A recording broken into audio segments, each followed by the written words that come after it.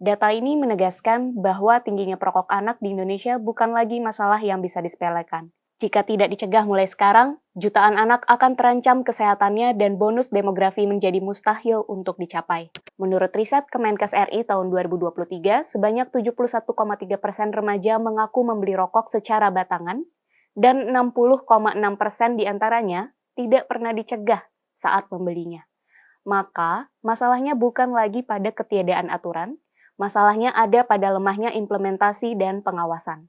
Masalah rokok anak tidak bisa dilepaskan juga dari kondisi sosial dan ekonomi keluarga.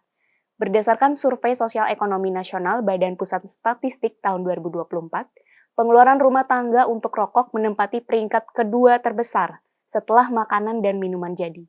Bahkan, rata-rata pengeluaran rokok per kapita tiap rumah tangga itu sekitar Rp91.000 per bulannya.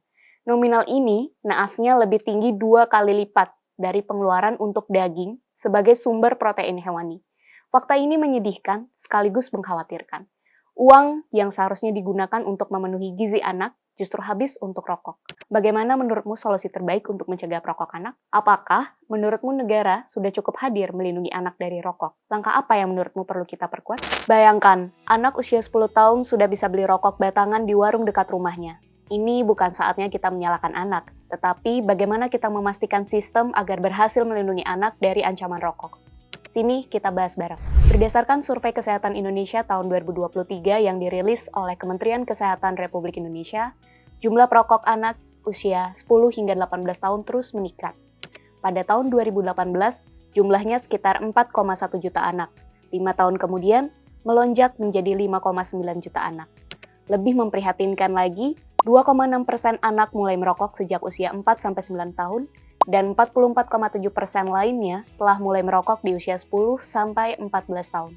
Mirisnya lagi, 72,6% anak usia 15-19 tahun telah merokok setiap hari dengan rata-rata konsumsi 8-9 batang per hari. Artinya apa? Hampir setengah perokok anak di Indonesia sudah terpapar rokok sebelum usia remaja akhir. Data ini menegaskan bahwa tingginya perokok anak di Indonesia bukan lagi masalah yang bisa disepelekan. Jika tidak dicegah mulai sekarang, jutaan anak akan terancam kesehatannya dan bonus demografi menjadi mustahil untuk dicapai. Masalah ini bukan hanya berakar dari lemahnya pendampingan anak di level keluarga, melainkan juga didukung oleh lemahnya kebijakan publik yang melindungi hak anak dari ancaman industri rokok yang semakin merajalela. Buktinya, anak-anak di Indonesia masih bisa mengakses rokok dengan sangat mudah. Padahal, Pasal 434 Peraturan Pemerintah Nomor 28 Tahun 2024 sebagai aturan pelaksana dari Undang-Undang Nomor 17 Tahun 2023 tentang Kesehatan telah melarang tegas penjualan rokok secara batangan kepada anak di bawah 21 tahun dalam radius 200 meter dari sekolah, serta melakukan penjualan rokok daring tanpa verifikasi umur.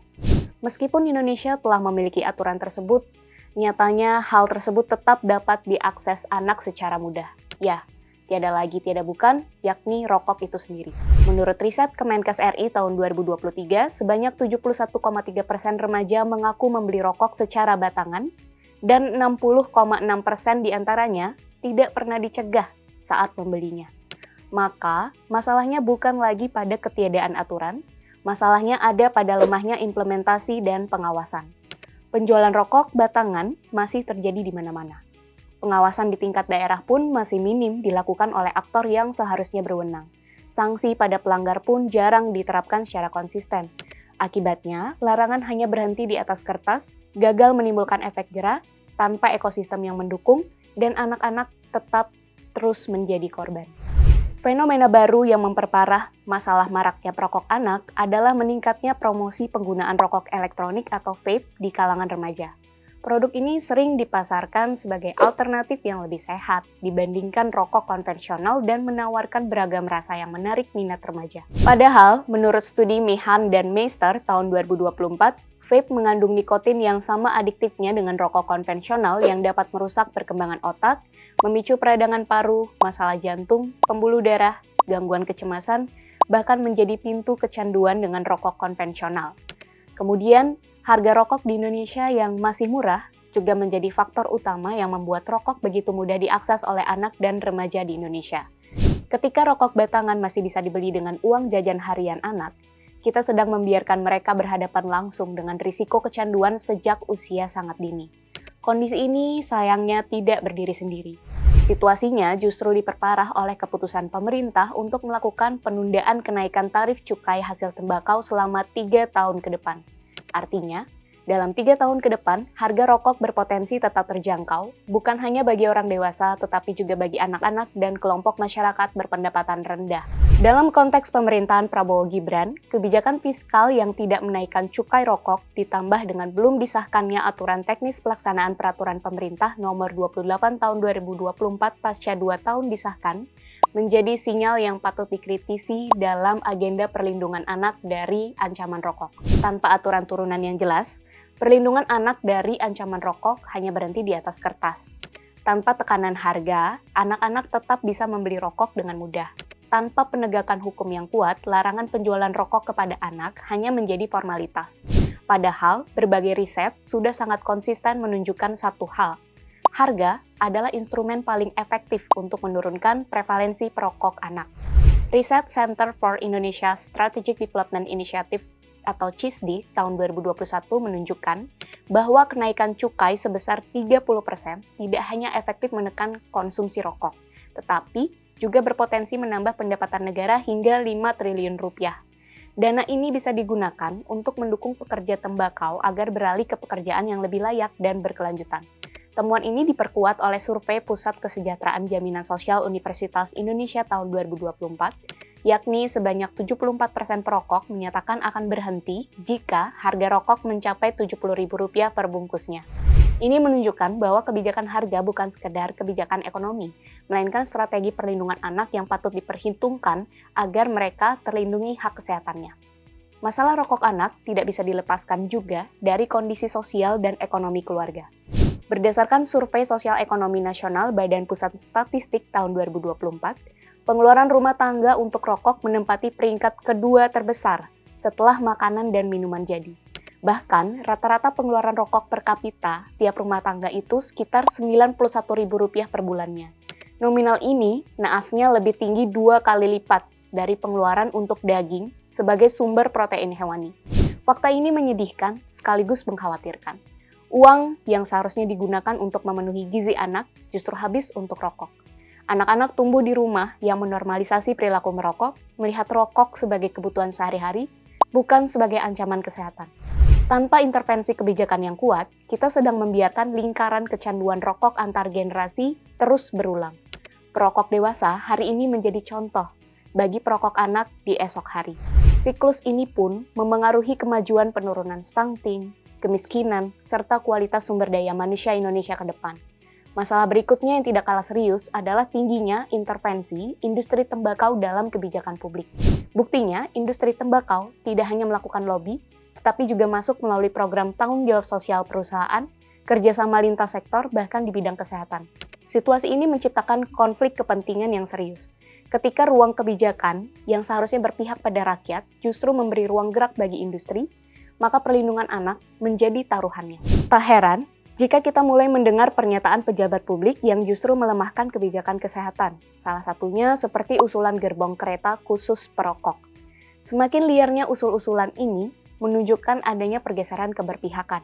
Negara seolah ragu untuk berdiri tegas di sisi perlindungan anak. Padahal negara-negara lain sudah membuktikan bahwa perlindungan anak dari rokok bukan hal mustahil. Filipina misalnya melalui Sin Tax Reform Law dan Undang-Undang Nomor 9211 menaikkan pajak rokok secara signifikan, melarang iklan, serta mengalihkan pendapatan cukai rokok ke program kesehatan. Malaysia secara konsisten menaikkan cukai, memperluas kawasan tanpa rokok, dan melakukan inspeksi rutin dengan sanksi tegas. Singapura pun menaikkan usia legal merokok menjadi 21 tahun, menaikkan harga rokok hingga setara Rp150.000 per kemasan, serta mengintegrasikan layanan berhenti merokok dengan kampanye publik. Thailand bahkan melarang iklan rokok di ranah digital, menerapkan kemasan polos, dan memperkuat pengawasan lintas lembaga. Indonesia sebenarnya sudah memiliki sebagian fondasi ini melalui Undang-Undang Nomor 17 Tahun 2023 tentang Kesehatan dan Peraturan Pemerintah Nomor 28 Tahun 2024. Namun, tanpa kebijakan fiskal yang kuat, penegakan hukum yang konsisten, dan pengawasan yang serius, semua itu tidak akan berdampak signifikan. Kalau kita serius melindungi anak, Berikut beberapa langkah yang harus diperkuat. Pertama, penegakan larangan penjualan rokok batangan harus dilakukan secara konsisten hingga tingkat warung yang disertai upaya monitoring yang kuat. Perilisan peraturan turunan dari Peraturan Pemerintah Nomor 28 Tahun 2024 menjadi kebutuhan yang tidak dapat ditunda untuk memperjelas alur pelaporan pelanggaran, terutama peredaran rokok yang menargetkan anak di bawah umur, serta memastikan tiap pemerintah daerah telah melaksanakan kewajibannya untuk menyediakan kawasan tanpa rokok sesuai mandat Pasal 443 untuk mencegah paparan asap rokok bagi perokok pasif, serta melindungi hak anak secara lebih optimal. Penegakan hukum yang nyata dapat diwujudkan melalui satuan tugas lintas sektor, inspeksi rutin, sanksi tegas, dan pengawasan digital berbasis partisipasi publik. Kedua, konsistensi kebijakan fiskal dengan meninjau ulang penundaan cukai dan memastikan pendapatan cukai rokok memang dialokasikan untuk rakyat seperti untuk edukasi, layanan berhenti merokok, serta pengalihan mata pencaharian bagi petani tembakau. Ketiga, pengawasan iklan dan promosi digital dengan melibatkan Kementerian Komunikasi dan Digital secara aktif yang disertai partisipasi publik melalui kanal pelaporan bentuk pelanggaran yang dapat diakses. Keempat, kampanye publik harus dikemas secara manusiawi dan inklusif, termasuk dengan menghilangkan stigma berhenti merokok dan menjangkau anak muda melalui pendekatan yang relevan dengan kebutuhan mereka dan dunia mereka. Kesimpulannya, perokok anak bukan masalah sepele, ini cermin dari seberapa serius negara berkomitmen untuk melindungi generasi mudanya. Kalau kita ingin anak Indonesia tumbuh sehat, maka kebijakan tidak boleh abai terhadap perlindungan kesehatan anak. Bagaimana menurutmu solusi terbaik untuk mencegah perokok anak? Apakah menurutmu negara sudah cukup hadir melindungi anak dari rokok? Langkah apa yang menurutmu perlu kita perkuat? Sekarang giliranmu bersuara. Bagikan video ini agar semakin banyak orang sadar bahwa maraknya perokok anak adalah masalah kebijakan, bukan kesalahan anak. Mari lindungi anak untuk masa depan Indonesia.